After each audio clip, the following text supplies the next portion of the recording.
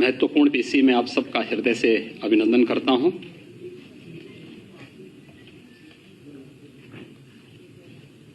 उत्तर प्रदेश ही नहीं बल्कि देश के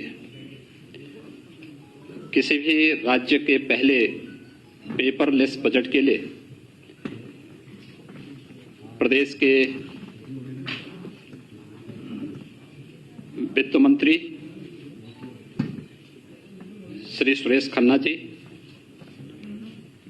और उनकी पूरी टीम का मैं हृदय से अभिनंदन करता हूं। मुझे प्रसन्नता है कि आज से हमारी कैबिनेट भी ई कैबिनेट हो गई है।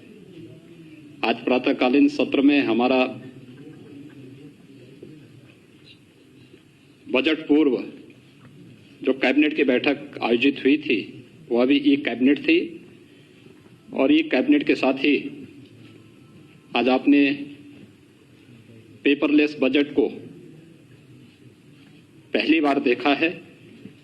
मैं इसके लिए उन्हें बधाई देता हूं और आप सबको भी आपने इसका आनंद लिया होगा, इसके लिए भी आप सबको मैं बधाई देता हूं।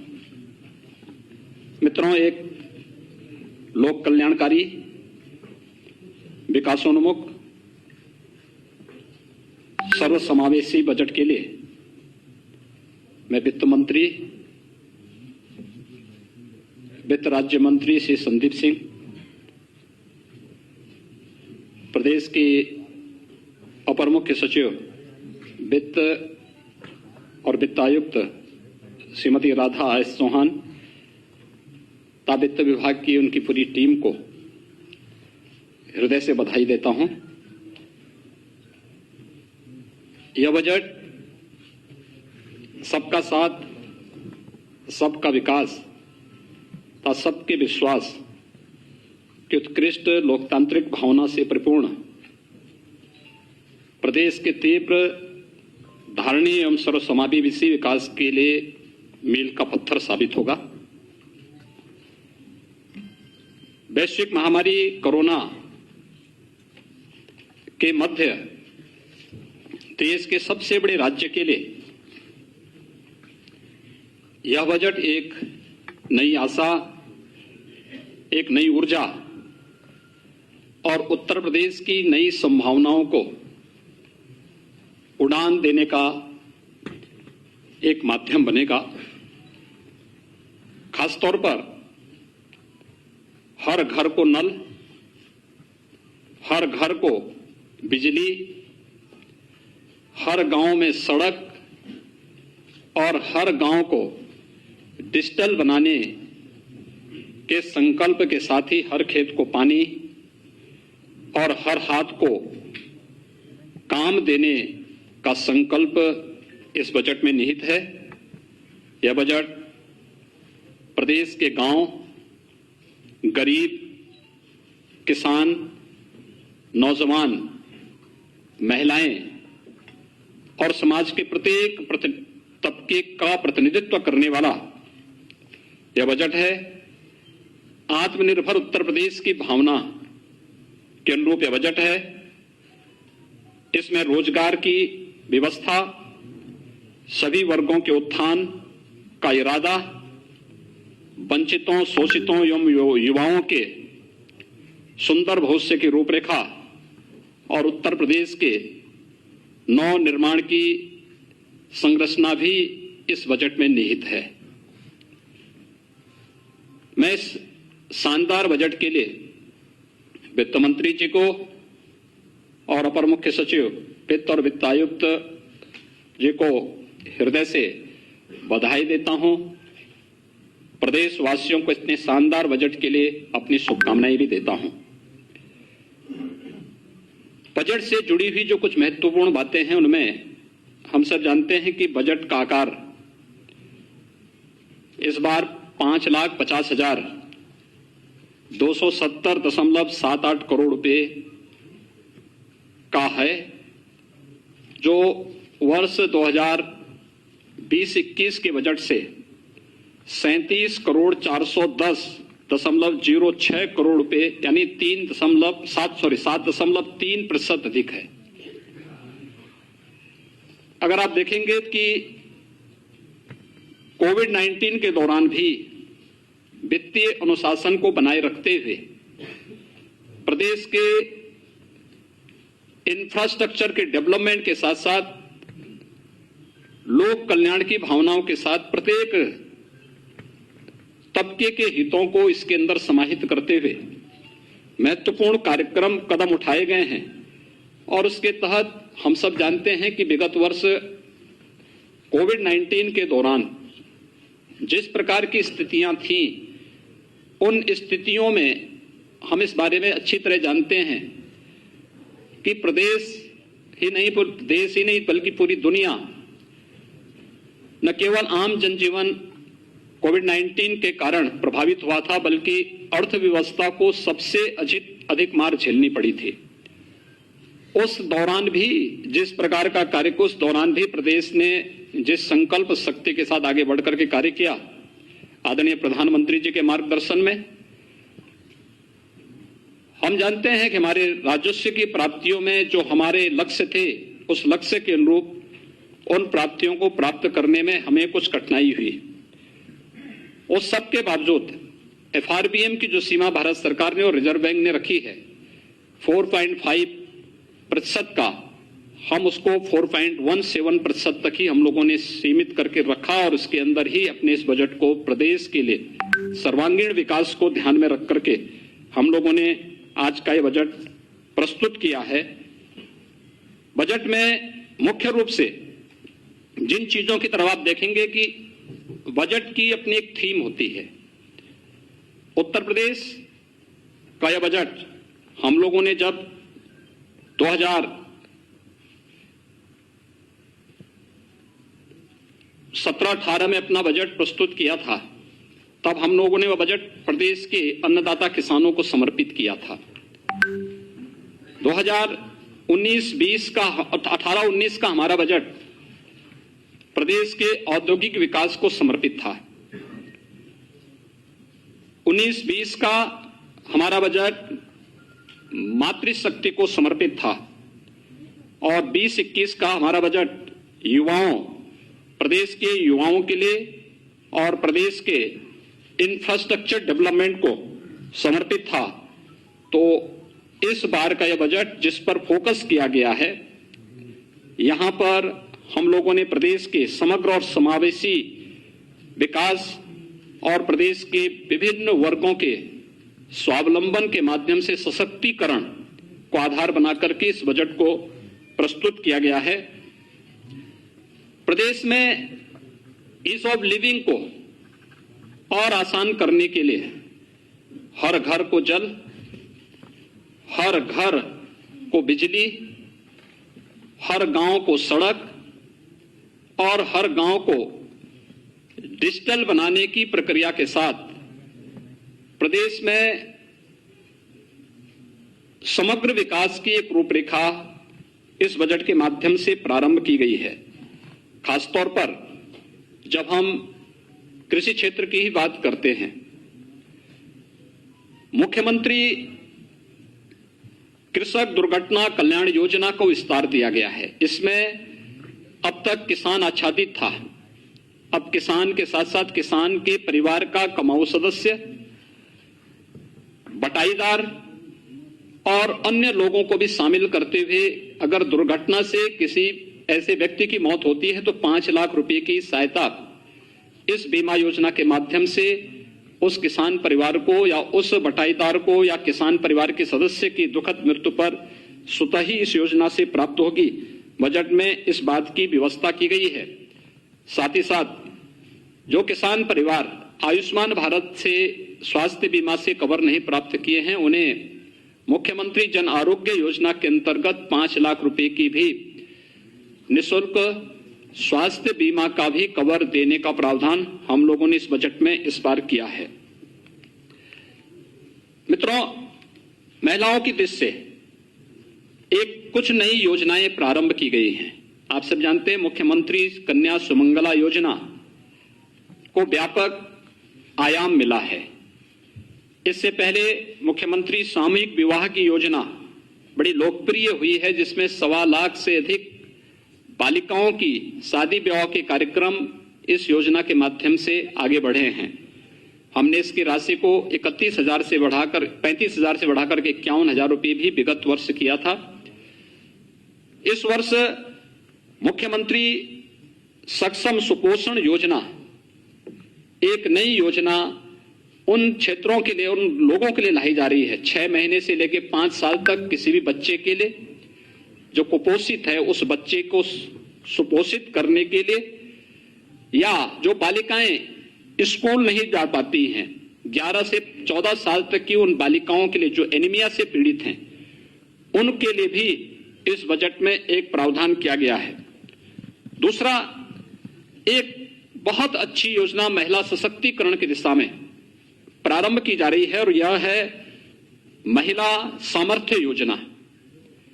यह महिला सामर्थ्य योजना हम लोगों ने वर्ष 2019 में झांसी बुंदेलखंड में बलेनी मिल्क प्रोड्यूसर का वहां पे प्रारंभ किया था भारत सरकार के सहयोग से। अब आश्चर्य करेंगे, एक वर्ष में इस योजना के साथ जुड़ी हुई महिलाओं ने 46 करोड़ रुपए का इनका टर्नओवर था और 2 करोड़ का नेट प्रॉफिट इस महिला स्वयंसेवी समूह को वहां पे प्राप्त हुआ था। ऐसे नए स्वयंसेवी समूह और इनके माध्यम से दुग्ध क्षेत्र में एक नई क्रांति लाने के लिए प्रदेश ने महिला सामर्थ्य योजना प्रदेश के अंदर प्रस्तावित की है और इस योजना के अंतर्गत हम लोग यहां पर प्रदेश के अंदर इसके लिए भी 200 करोड़ रुपए की व्यवस्था प्रारंभ की गई है। इसके अलावा प्रदेश के अंदर हम लोगों ने अन्य तमाम योजनाओं के साथ ही युवाओं के लिए, आप सब जानते हैं कि अभी हाल ही में हम लोगों ने प्रदेश के अंदर तमाम एक नई योजना युवाओं के लिए समर्पित की है और वह योजना है मुख्यमंत्री अभ्युदय योजना। प्रदेश के युवाओं को प्रतियोगी परीक्षाओं की तैयारी के लिए हम लोगों ने फिजिकल और वर्चुअल 2 प्रकार की सुविधा के लिए अभी तक 18 कमिश्नरी हेडक्वार्टर पे व्यवस्था प्रारंभ की है, जो हमारी बसंत पंचमी से क्लासेस फिजिकली वर्चुअली प्रारंभ भी हो चुकी हैं और उसके बहुत अच्छे परिणाम सामने आए हैं। लगभग 10 लाख लोग अब तक उससे जुड़ रहे हैं, वर्चुअली जुड़ रहे हैं। फिजिकली अभी ये संख्या, चूंकि स्थान और उसके लिए इंफ्रास्ट्रक्चर की स्थिति को देखते हुए इसमें हम लोग उसको क्रिएट कर रहे हैं, लेकिन फिर भी ये योजना प्रदेश के अंदर लोकप्रिय हुई है और अन्य राज्यों में भी इसकी डिमांड हुई है।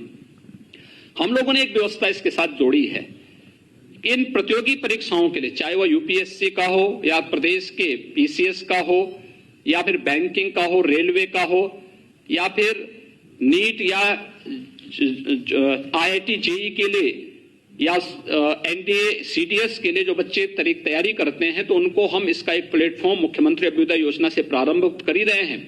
लेकिन साथ साथ इसमें जो भी पात्रता की श्रेणी में बच्चे आएंगे उनके लिए टैबलेट की व्यवस्था भी हम लोगों ने इस योजना के अंतर्गत घोषित किया है।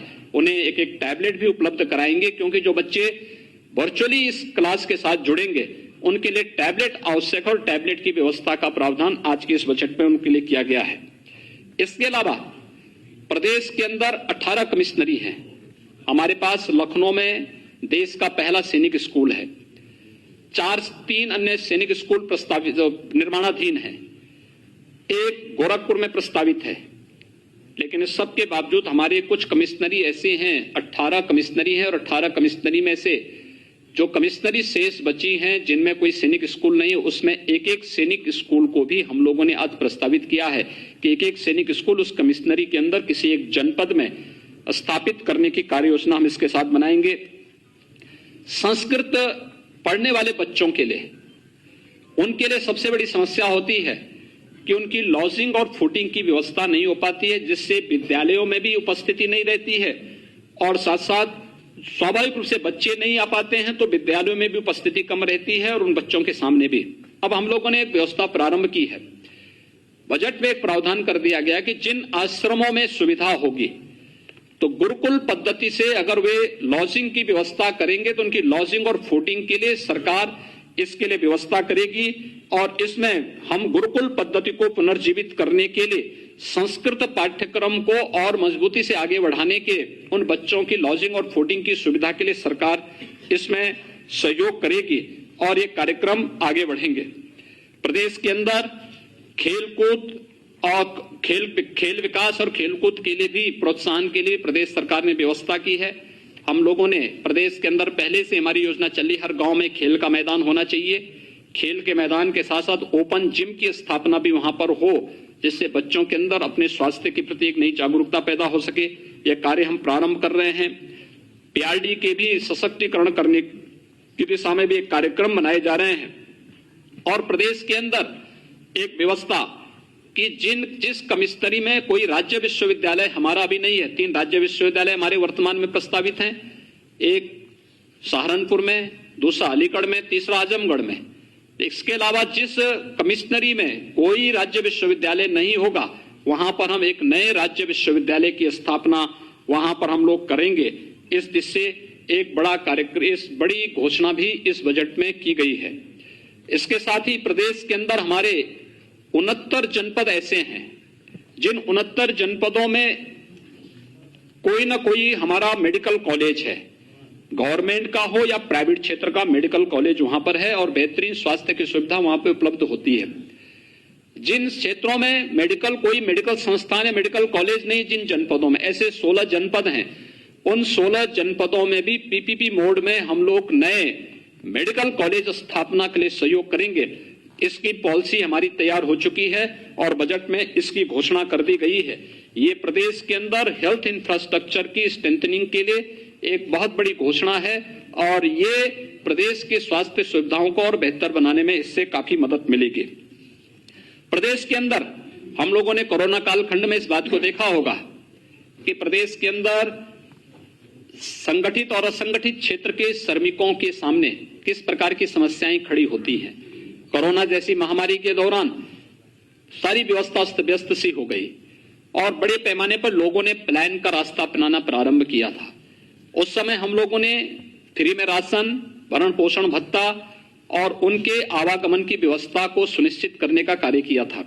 इस बार हम लोगों ने व्यवस्था की है कि संगठित और असंगठित क्षेत्र के मजदूरों को लो हम श्रम विभाग की योजनाओं से उन्हें आच्छादित करते हैं, जिनके लिए हम लोगों ने विगत वर्ष 18 अटल आवासीय विद्यालय उनके बच्चों के लिए प्रारंभ करने की कार्रवाई प्रारंभ की है। वर्तमान में उनकी पे कार्रवाई तेजी से चल रही है, जिसमें हम उन सभी बच्चों को जिनके रजिस्टर्ड श्रमिक हैं उनके बच्चों को ला करके 6 से 12वीं तक की और आवश्यकता पड़ेगी उससे आगे की भी व्यवस्था हम करेंगे।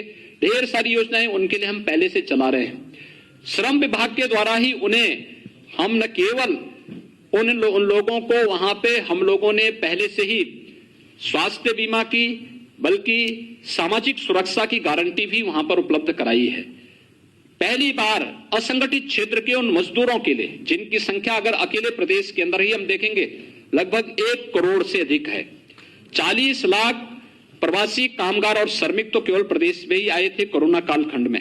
इसके अलावा एग्रीकल्चर के क्षेत्र में काम करने वाले, ठेला, खोमचा, रेहड़ी लगाने वाले, पल्लेदार, कुली, ये जितने भी हैं ये असंगठित क्षेत्र के वे लोग हैं जिनका कोई पुरसा हल नहीं।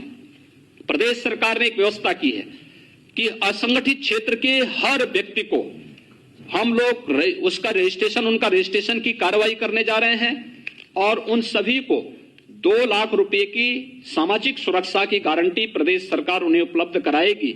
और साथ साथ प्रदेश के अंदर हम लोग असंगठित क्षेत्र के प्रत्येक व्यक्ति को जो असंगठित क्षेत्र का मजदूर है उसे 5 लाख रुपए की स्वास्थ्य बीमा की भी कवर मुख्यमंत्री जन आरोग्य योजना के अंतर्गत हम उन्हें देने जा रहे हैं। ये बड़ी योजनाएं इस क्षेत्र में उन लोगों के लिए उपलब्ध कराई जा रही हैं जो लोग अब तक इन सभी योजनाओं से वंचित थे और एक प्रकार से अब अव्यवस्थित से और खानाबदोशी उनके जीवन से था, उसको व्यवस्थित बनाने के लिए लगभग 1 करोड़ से अधिक असंगठित क्षेत्र के लोग और 1 करोड़ से अधिक संगठित क्षेत्र से जुड़े हुए मजदूर इससे लाभान्वित होंगे। किसानों के हित के लिए एक नई घोषणा भी आज इस बजट में की गई है और वह है निराश्रित गौआश्रय स्थलों के लिए। आप सब जानते हैं कि लगभग प्रदेश के अंदर अब तक हम लोग प्रदेश के अंदर 5.5 लाख से अधिक गोवंश हमारे पास सरकार के द्वारा संचालित निराश्रित गौ आश्रय स्थलों में उनकी व्यवस्था और उनकी सुरक्षा की जा रही है, उनके खान पान की व्यवस्था, उनके रखने की व्यवस्था की गई है। लेकिन हमने इसके साथ ही एक व्यवस्था और की थी जिसमें मुख्यमंत्री निराश्रित बेसहारा गोवंश सहभागिता योजना थी। इसमें भी 74,000 गोवंश को हम लोगों ने किसान परिवारों को दिया, जिसमें हम 900 रुपये हर गोवंश उस किसान परिवार को उपलब्ध कराते हैं। लेकिन सरकार ने तय किया है हर न्याय पंचायत स्तर पर भी एक निराश्रित गौ आश्रय स्थल होना चाहिए, और इस बार बजट में निराश्रित गौ आश्रय स्थलों की व्यवस्था के लिए भी धनराशि की व्यवस्था की गई है, जिसको हम स्थानीय एनजीओ के माध्यम से उसको संचालित करने का कार्य करवाएंगे। इंफ्रास्ट्रक्चर और वहां की जो लैंड होगी ये सरकार की होगी, और एनजीओ की साथ मदद से हम इसको संचालित करने का कार्य करेंगे। इसके साथ ही नगरीय क्षेत्रों में भी हम इस प्रकार की योजना को संचालित करने का कार्य करेंगे, और ये कार्य आगे बढ़ने के साथ ही वाराणसी में गोकुल ग्राम की तर्ज पर प्रदेश के अंदर भी हर न्याय पंचायत स्तर पर, फिर बाद में इस गोकुल ग्राम के रूप में इस तर्ज पर इसको आगे बढ़ाने की एक बृहद कार्य योजना को हम आगे बढ़ा रहे हैं। और निराश्रित गोवंश की नस्ल सुधार की दिशा में भी एक नई कार्य योजना की घोषणा आज यहाँ पर की गई है। खुरपका और मुंहपका जैसी बीमारियों से मुक्ति का एक अभियान प्रदेश के अंदर युद्ध स्तर पर चल रहा है। टीकाकरण की कार्रवाई लगभग हम पूर्णता की ओर लेके चल रहे हैं, लेकिन ये एक बड़ी योजना उन लोगों के लिए की गई है। प्रदेश के अंदर व्यापारियों के लिए भी जो 5 लाख रुपए की व्यापारी कल्याण की योजना थी, अधिक से अधिक रजिस्ट्रेशन हो, वह भले जीएसटी देता हो या न देता हो, ये बात का विषय है, लेकिन रजिस्ट्रेशन के साथ साथ उन लोगों का रिटर्न भरने की ट्रेनिंग देने, और 10 लाख रुपए तक की कोई दुर्घटना उनके साथ होती है, उस व्यापारी के साथ कोई कैजुअलिटी होती तो उसके परिवार को 10 लाख रुपए की एक कवर प्रदेश ने इसमें उपलब्ध करवाने के कार्य किया, और प्रदेश ने इसमें काफी बड़ा कार्य इस दिशा में प्रारंभ किया है। यह एक बड़ा कार्य प्रदेश के अंदर आगे बढ़ाने के लिए किया जा रहा है। प्रदेश के अंदर उन क्षेत्रों में जो दूर दराज के क्षेत्र हैं, वहां पे टेलीमेडिसिन के लिए और टेली कंसल्टेशन के लिए भी पर्याप्त व्यवस्था बजट में इस बार की गई है, और इस व्यवस्था के माध्यम से हम लोग काफी बड़े स्तर पर प्रत्येक नागरिक तक बेहतर स्वास्थ्य की सुविधा उपलब्ध कराने में हमें मदद मिलेगी। कुछ नई चीजें जो वास्तव में यहां पर उपलब्ध हो सकती हैं, लखनऊ में हम लोगों ने एक एनआईवी पुणे की तर्ज पर national institute of virology Pune, जो भारत सरकार का संस्थान है और किसी भी प्रकार के वायरस के समय से पहचान करने और फिर उस वायरस के खिलाफ उस प्रकार के वैक्सीन को विकसित करने की दिशा में कार्य किया जा सके, इसके लिए एक उस प्रकार का संस्थान प्रदेश सरकार ने अपने स्तर पर यहां पर बनाने की एक कार्य योजना को बजट में दिया है, जिसमें केजीएमयू, सीडीआरआई, एकेटीयू मिलकर के उस प्रकार का एक संस्थान लखनऊ में बनाएंगे, जिससे आने वाले समय में कोविड-19 जैसा कोई अगर वायरस प्रदेश में किसी भी प्रकार का या उत्तर भारत में कहीं भी उसका अटैक होता है तो समय से हम उसकी पहचान कर सकेंगे और उस दिशा से फिर वैक्सीन के निर्माण में भी ये सहायक हो सकेगा। इसके लिए एक बड़ा कार्य यहां पर प्रारंभ किया जा रहा है। इसके साथ ही प्रदेश के अंदर हम लोगों ने प्रदेश के अंदर चाहे वह अटल या पूर्व प्रधानमंत्री श्रद्धेय अटल बिहारी वाजपेयी जी के नाम पर चिकित्सा विश्वविद्यालय की स्थापना को हो या प्रदेश के आयुष विश्वविद्यालय का है, प्रदेश के अंदर एक नए हम लोगों ने यहाँ पे विधि विश्वविद्यालय का लॉ यूनिवर्सिटी प्रयागराज में बनाने की कार्रवाई को भी हम लोगों ने इस बजट का हिस्सा बनाया है। तो साथ ही साथ केजीएमयू में institute of virology and infectious disease के साथ ही एक एसजीपीसीआई के लिए भी एक डायबिटीज रेटिनोपैथी की एक नई घोषणा इस बजट में की गई है, जो स्वास्थ्य क्षेत्र में एक उच्च स्तरीय बेहतरीन सुविधा यहां पर उपलब्ध कराने की दिशा में एक नया कार्य यहां पर उपलब्ध कराने में काफी मदद करेगा। मित्रों, जल जीवन मिशन हर घर नल पहुंचाने की योजना। जल जीवन मिशन प्रारंभ होने के समय उत्तर प्रदेश का आच्छादन 2% से कम था और आज इसको हम तेजी से आगे बढ़ा रहे हैं और इसलिए व्यापक कार्य योजना। हमारा यह मानना है कि अगर व्यक्ति को शुद्ध पेयजल उपलब्ध हो जाए तो आधी से अधिक बीमारी उसकी दूर हो जाती है। हम लोगों ने पूर्वी उत्तर प्रदेश में आदरणीय प्रधानमंत्री जी के मार्गदर्शन में उनकी प्रेरणा से इंसेफ्लाइटिस की समस्या का समाधान करने में काफी बड़ी मदद हमें मिली है। इसमें हमारे 2 आधार थे।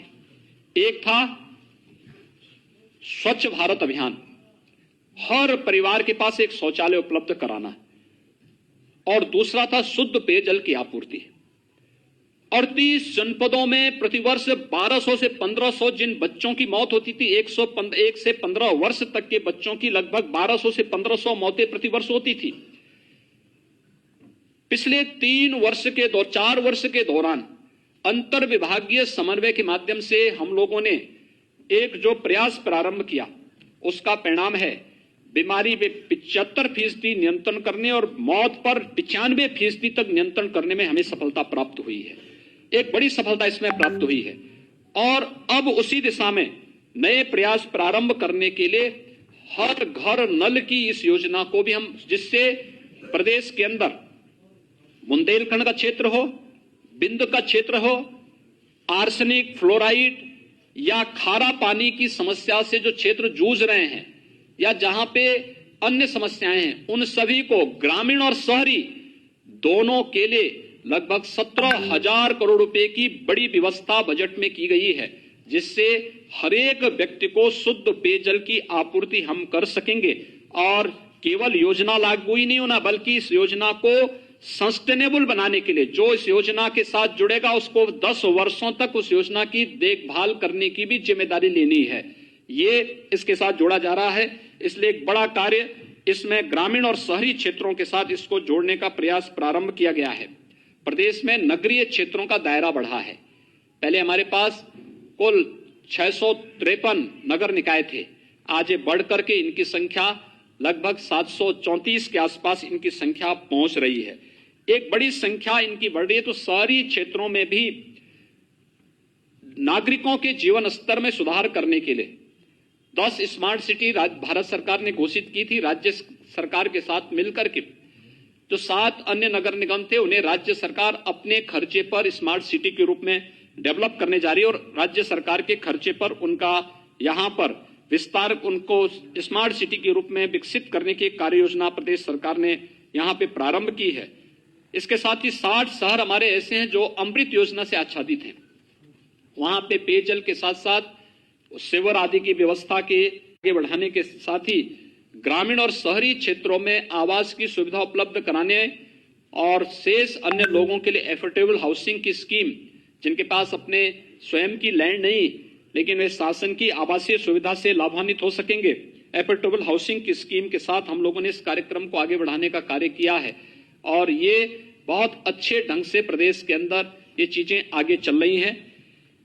प्रदेश के अंदर हम लोगों ने औद्योगिक विकास के क्षेत्र में ईज ऑफ डूइंग बिजनेस में उत्तर प्रदेश की रैंकिंग में जो सुधार हुआ है, देश ने भी दुनिया ने भी उसको सराहा है। 2016 में उत्तर प्रदेश 14वें स्थान पे था, 2017 में उत्तर प्रदेश 12वें स्थान पर आया, और आज उत्तर प्रदेश दूसरे स्थान पर है। ये प्रदेश ने जो रिफॉर्म किए हैं, हम लोगों ने हर एक फील्ड में काफी सुधार किए हैं, जिससे देश के अंदर सबसे अच्छे गंतव्य के रूप में प्रदेश बना है। इस दौरान आपने देखा होगा, देश कोरोना कालखंड के दौरान जब हर जगह अव्यवस्था थी, लोग अपने को नहीं संभाल पा रहे थे, तब हम कोरोना प्रबंधन की बेहतरीन उदाहरण भी प्रस्तुत कर रहे थे इतने बड़े प्रदेश में। लेकिन साथ साथ हम लोगों ने प्रदेश के अंदर बहुत सारे ऐसे उदाहरण भी प्रस्तुत किए जिसमें देश का पहला डिस्प्ले यूनिट उत्तर प्रदेश में आया है, और यह चीन से आया है। ये निवेश चीन से उत्तर प्रदेश में आया, जिसमें लगभग 5,000 करोड़ रुपए का निवेश होने जा रहा है।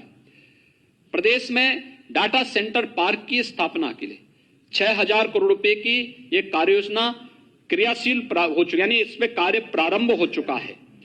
प्रदेश के अंदर ऐसे ही अभी आइका का एक 5,500 करोड़ रुपए के नए निवेश को लेकर के भी जो जिनका सर्विस सेक्टर में बहुत बड़ा रोल है, उन पर उनके द्वारा यहां पर एक नए निवेश को यहां पे प्रारंभ किया गया है।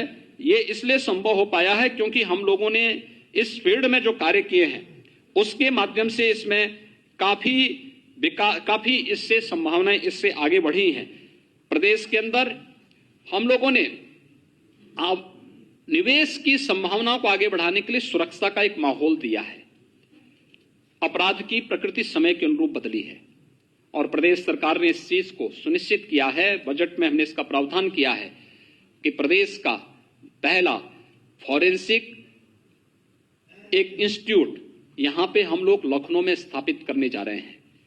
इसके साथ ही यहां पे एक सेंटर ऑफ एक्सीलेंस भारत सरकार की मदद से हम लोग यहां पर लखनऊ में ही स्थापित करने जा रहे हैं। प्रदेश के सभी रेंज स्तर पर 18 रेंज हैं पुलिस के, 18 रेंज स्तर पर 18 फॉरेंसिक लैब जो लेवल 2 और लेवल 3 की हैं, इन्हें वहां पर स्थापित करने के लिए भी हम लोगों ने बजट का प्रावधान किया। तेजी से इस पे कार्य चल रहा है। प्रदेश में 2016-17 तक केवल एक साइबर थाना था। आज हम लोग हर जनपद में साइबर थाना स्थापित करने की कार्रवाई को युद्ध स्तर पर आगे बढ़ा चुके हैं। ये प्रदेश को नए यानी समय के अनुरूप हम लोग प्रदेश के अंदर अपराध और अपराधियों पर अंकुश कसने के लिए उस प्रकार की प्रभावी कार्रवाई कर सकेंगे। ये हम लोगों ने यहां व्यवस्था की है। प्रदेश के अंदर सूक्ष्म लघु मध्यम उद्यम प्रदेश में रोजगार सृजन का एक बहुत सशक्त माध्यम है और इस सशक्त माध्यम का उपयोग भी प्रदेश ने किया है और बजट में इसका प्रावधान किया है कि प्रदेश में एक तो बंद पड़ी जो हमारी कताई और स्पिनिंग मिली थी, इनको हम फिर से पीपीपी मोड में चलाने और अन्य तरीके से इनके लिए हम लोगों ने एक कार्य योजना के लिए बजट में इसका प्रावधान किया है। प्रदेश साथ ही साथ प्रदेश के अंदर हम लोगों ने ओडीओपी की योजना को, जो देश के अंदर एक लोकप्रिय योजना बनी है, इस योजना को प्रोत्साहित करने के लिए भी हम लोगों ने बजट में इसका प्रावधान किया है। और साथ साथ प्रदेश के अंदर एमएसएमई सेक्टर में उद्योग लगाने के लिए 1000 दिनों तक आपको किसी भी प्रकार की कोई भी लाइसेंस की आवश्यकता नहीं पड़ेगी। आप जाइए, अपना यूनिट लगाइए और 1000 दिन के अंदर बाकी औपचारिकताओं को आप पूर्ण करिए। ऐसा नहीं कि लाइसेंस के अभाव में या एनओसी के अभाव में आप अपना कार्य नहीं कर पा रहे हैं। एमएसएमई को इससे हमने मुक्त करते हुए और उसमें अन्य जो रिफॉर्म करने थे, ये भी रिफॉर्म करने वाला उत्तर प्रदेश पहला राज्य है और उस दिशा में तेजी से विकास करने के साथ ही प्रदेश में जो भी इस क्षेत्र में युवा कार्य करना चाहते हैं, ऐसे युवाओं के लिए मुख्यमंत्री युवा रोजगार योजना के अंतर्गत भी धन की व्यवस्था हम लोगों ने बजट में प्रावधानित की है। प्रदेश के अंदर इंफ्रास्ट्रक्चर डेवलपमेंट के लिए आप सब जानते हैं पूर्वांचल एक्सप्रेसवे हमारा, इस पर विकास ये कार्य लगभग 80% पूर्ण होने जा रहा है। इसी प्रकार से बुंदेलखंड एक्सप्रेसवे, इस पर लगभग 50% का कार्य हमारा पूर्ण हो चुका है।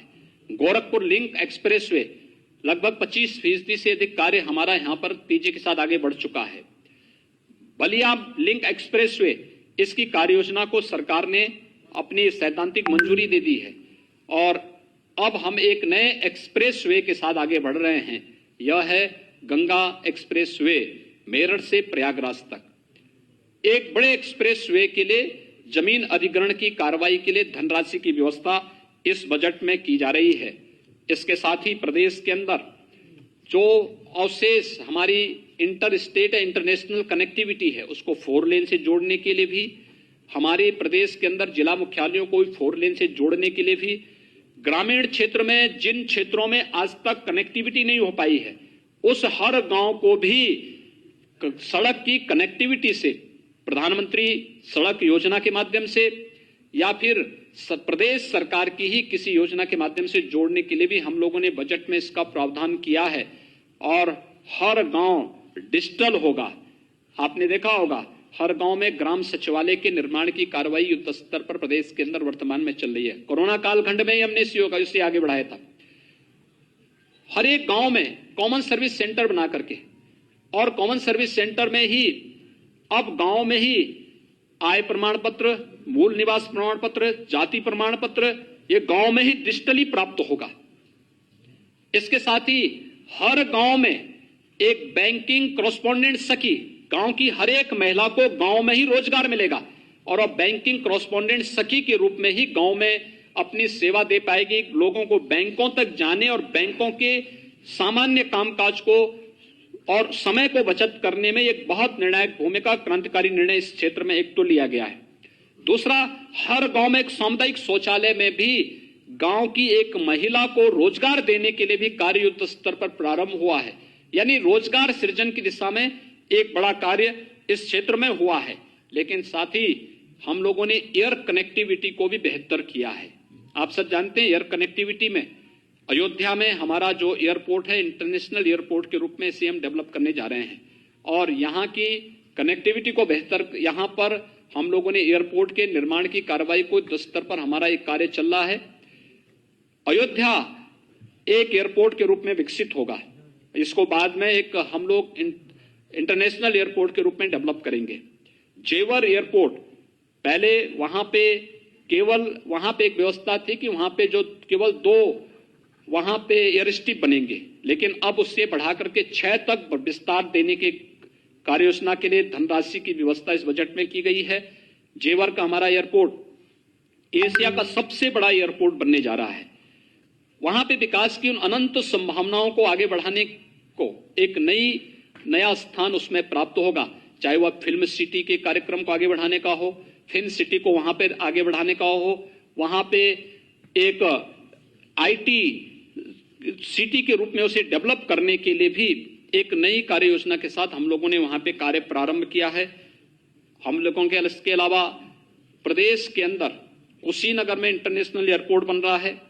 वाराणसी और लखनऊ में इंटरनेशनल एयरपोर्ट पर पहले से ही भारत सरकार कार्य कर रही है, लेकिन साथ साथ प्रदेश के अंदर सहारनपुर, मेरठ, अलीगढ़, मुरादाबाद, बरेली और आजमगढ़, चित्रकूट, सोनभद्र, ये सभी क्षेत्र भी एयर कनेक्टिविटी से जुड़ेंगे। और इसके लिए प्रदेश सरकार तेजी के साथ, जितनी तेजी के साथ उत्तर प्रदेश ने इस फील्ड में काम किया है, देश के अंदर अन्य राज्यों में इस प्रकार का कार्य इस दिशा में आगे नहीं बढ़ पाया है, लेकिन उत्तर प्रदेश ने तेजी के साथ इस क्षेत्र को आगे बढ़ाने का कार्य किया है। प्रदेश के अंदर पुलिस के लिए भी इंफ्रास्ट्रक्चर डेवलप करने के लिए, उनके लिए अवस्थापना सुविधाओं के विकास के लिए भी एक बड़ा कार्य प्रदेश ने इस बजट में भी उसकी व्यवस्था की है। और जितनी भी अवस्थापना सुविधाओं का विकास वहां पर होगा, आवासीय सुविधाओं का विकास होगा, इन आवासीय सुविधाओं का विकास महान क्रांतिकारी शहीद रोशन सिंह के नाम पर हर पुलिस लाइन में, हर पुलिस थाना में और हर एक पुलिस चौकी में ये अवस्थापना जो सुविधाओं का विकास, आवासीय सुविधाओं का विकास पुलिस के लिए किया जा रहा है, इन सभी के साथ उनको जोड़ने का कार्य हुआ है। इतने बड़े पैमाने पर ये सुविधाएं यहां पर दी जा रही हैं, ये बड़े स्तर पर कार्य हुआ है। लेकिन साथ साथ अपने देश के क्रांतिकारियों और देश के शहीदों के प्रति सम्मान का भाव व्यक्त करने के लिए चौरी चौरा महोत्सव हो, शताब्दी महोत्सव के माध्यम से हर एक क्रांतिकारी स्थल पर, हर एक शहीद स्थली के पुनरुद्धार, सुदृढ़ीकरण और सुंदरीकरण की कार्य योजना को भी प्रदेश सरकार ने अपने बजट का हिस्सा बनाया है। प्रदेश में सर्विस सेक्टर की अनंत संभावनाएं हैं और इसमें रोजगार की भी अनंत संभावनाएं हैं। आपने देखा होगा प्रयागराज कुंभ आपके सामने है।